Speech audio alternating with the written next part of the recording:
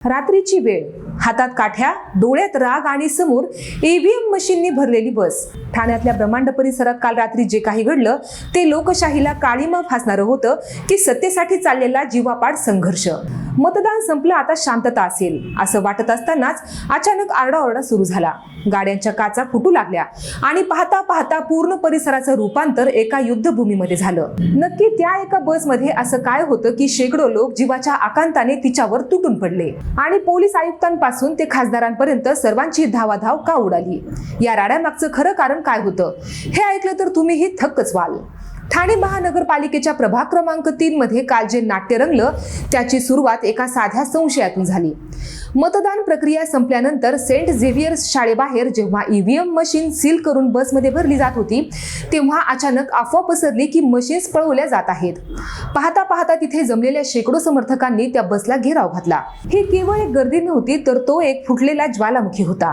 अपक्ष उमेदवार भूषण भोईर आणि माजी महापौर मीनाक्षी शिंदे यांचे समर्थक आमने सामने आले आणि ठाण्याने गेल्या अनेक वर्षात पहिला नसेल असा हिंसाचार उफाळून आला. या संघर्षाचं मूळ खरं तर कालच्या मतदानात नसून जुन्या राजकीय वैरात आहे.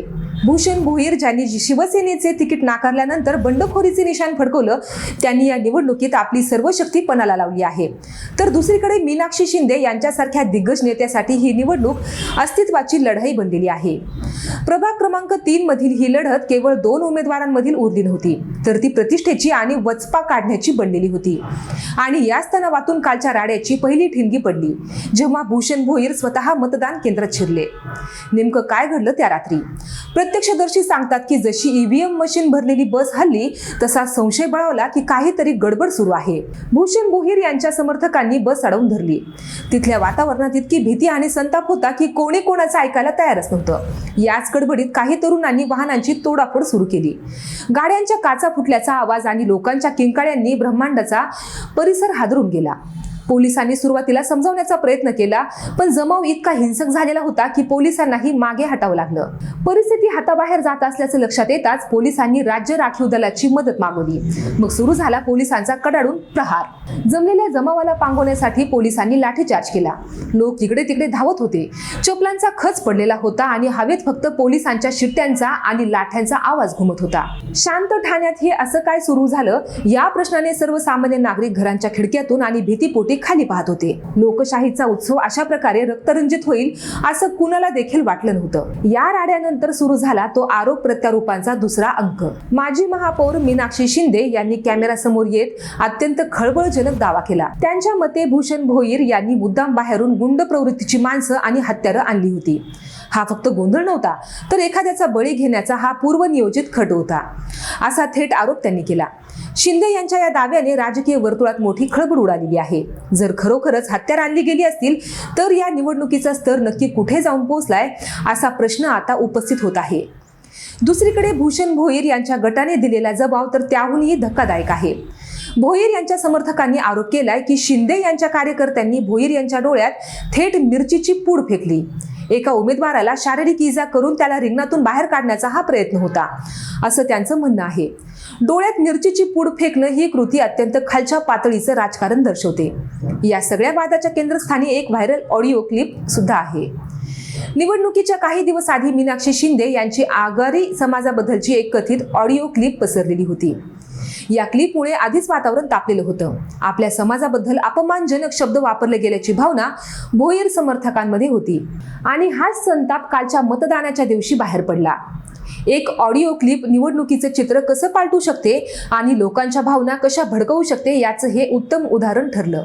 घटनेची माहिती मिळताच खासदार नरेश म्हस्के यांनी रात्रीच घटनास्थळी धाव घेतली.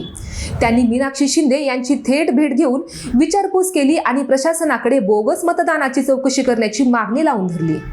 खासदारांच्या एंट्रीने या प्रकरणाला आता अधिक गांभीर्य प्राप्त झालेलं आहे. सत्ताधारी आणि बंडखोर यांच्यातील हे युद्ध आता केवळ स्थानिक राहिलेलं नसून ते ठाण्याच्या सर्वोच्च राजकीय पातळीवर जाऊन पोहोचलेलं आहे. पोलीस प्रशासन मात्र सध्या अत्यंत सावध भूमिकेत आहे. पोलीस उपायुक्त प्रशांत कदम यांनी स्पष्ट केले की ईव्हीएम मशीन्स पूर्णपणे सुरक्षित आहेत आणि त्या स्ट्रॉंग रूम्स मध्येच पोहोचलेल्या आहेत. कुठल्याही अफवांवर विश्वास ठेवू नका असं आवाहन त्यांनी वारंवार केले. पण प्रश्न असा उरतो, जर मशीन सुरक्षित होत्या तर मग इतका मोठा राडा का झाला? अफवा पसरवणारे ते चेहरे कोण होते? पोलिसांनी आता सीसीटीव्ही फुटेजच्या आधारे तोडफोड करणाऱ्यांची ओळख पटवण्यास सुरुवात केलेली आहे. आज जेव्हा मतमोजणीला सुरुवात होईल तेव्हा या प्रभागाकडे संपूर्ण महाराष्ट्राचं लक्ष असेल. प्रभाग 3 मधला हा संघर्ष फक्त मतदानाच्या दिवसापुरता मर्यादित नव्हता, तर त्याचे परिणाम निकालावरही होणार आहेत. कालच्या राड्यामुळे मतदारांच्या मनात एक प्रकारची भीती बनलेली आहे. ज्यांनी मतदान केलंय त्यांना आता काळजी लागली आहे की त्यांचा कौल सुरक्षित आहे की नाही. पोलिसांनी मतमोजणी केंद्राबाहेर मोठा फौजफाटा तैनात केला असला तरी वातावरणातील ती धग अजूनही कायमच आहे. ठाण्याच्या राजकारणात प्रभाग क्रमांक 3 हा नेहमीच महत्त्वाचा राहिलेला आहे, पण यावेळी इथे जे झालं ते लोकशाहीसाठी नक्कीच पोषक नाही. बंडखोरी, ईव्हीएम पळवण्याचा अफवा, मिरची पूड फेकण्याचे आरोप आणि पोलिसांचा लाठीमार. एका महापालिका निवडणुकीत हे सगळं घडणं म्हणजे राजकारण कोणत्या दिशेला जातं याचा विचार करायला लावणार आहे. आणि या संपूर्ण प्रकरणाचा सर्वात दुर्दैवी पैलू म्हणजे समाजात पडलेली फूट. जातीपातीचं राजकारण आणि कथित क्लिपच्या माध्यमातून निर्माण झालेली दरी आता अधिक रुंद झालेली आहे. कालच्या राड्यात जे तरुण सामील होते त्यांच्या भविष्याचा विचार कोणी करणार आहे का? वाहनांची तोडफोड झाली, नुकसान झालं, पण जे मानसिक नुकसान या परिसराचं झालंय ते भरून काढणं कठीण आहे. निवडणुकीचे निकाल येतील, कोणीतरी जिंकेल आणि कोणीतरी हरेल, पण ही कटुता नक्की संपेल तरी कधी? आता सर्वांच्या नजरा लागल्या आहेत त्या मतमोजणीच्या निकालाकडे.